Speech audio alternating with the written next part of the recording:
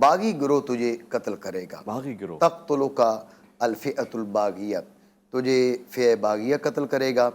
اور بعض روایات میں صحیح سند کے ساتھ ہی مروی ہے کہ یہ بھی فرمایا کہ تم انہیں جنت کی دعوت دو گے اور وہ تمہیں جہنم کی دعوت دیں گے۔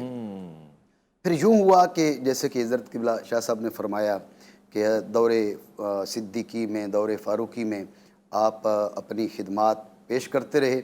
جب دور مولا کائنات آیا تو اب حضرت مولا کائنات کے جھنڈے کے نیچے حضرت عمار بن یاسر نظر آتے تھے۔ جتنی جنگیں ہوئیں حضرت عمار بن یاسر کی زندگی میں حضرت مولا کائنات کی، تو اس وقت حضرت مولا کائنات کے پرچم کے نیچے حضرت عمار بن یاسر تھے۔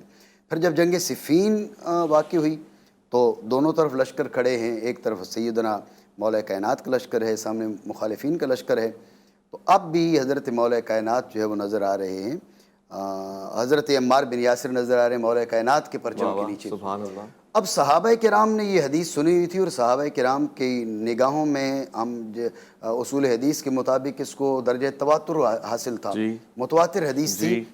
حضور نے فرمایا تھا کہ عمار بن یاسر کو جو گروہ قتل کرے گا وہ باغی گروہ ہوگا۔ تو اب صحابہ کرام کے لیے یہ علامت تھے۔ تو روایات میں یوں ملتا ہے کہ جدھر عمار جاتے تھے صحابہ ادھر جاتے تھے، اللہ اکبر۔ اگر عمار میدان میں آتے صحابہ پیچھے پیچھے میدان میں، عمار کسی گھاٹی میں جاتے صحابہ پیچھے پیچھے گھاٹی میں۔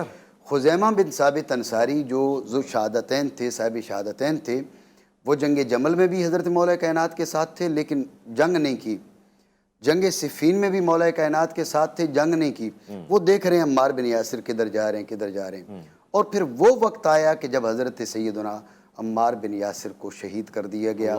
حضرت مولا کائنات کے جو مقابل لشکر تھا، مخالفین کا لشکر، اس لشکر نے جب حضرت عمار بن یاسر کو شہید کیا، اب خزیمہ بن ثابت انصاری اپنے خیمے میں گئے، غسل کیا اور دونوں ہاتھوں میں تلوار لے کر نکلے اور دونوں ہاتھوں سے لڑنا شروع کر دیا۔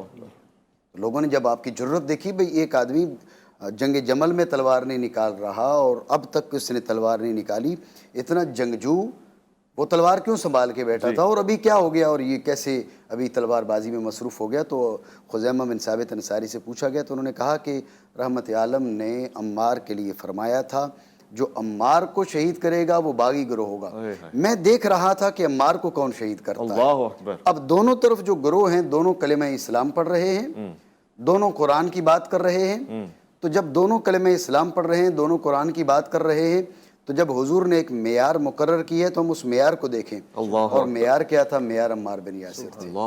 تو حضرت خزیمہ نے کہا کہ جب عمار کو جنہوں نے شہید کر دیا تو مجھے معلوم ہو گیا کہ وہ فئہ باغی ہے، وہ باغی گروہ ہے، تو لہٰذا حضرت خزیمہ بن ثابت انصاری نے اس وقت قتال شروع کیا اور پھر وہیں پر قتال کرتے۔ آپ نے بھی شہادت پائی؟ جی، حضرت خزیمہ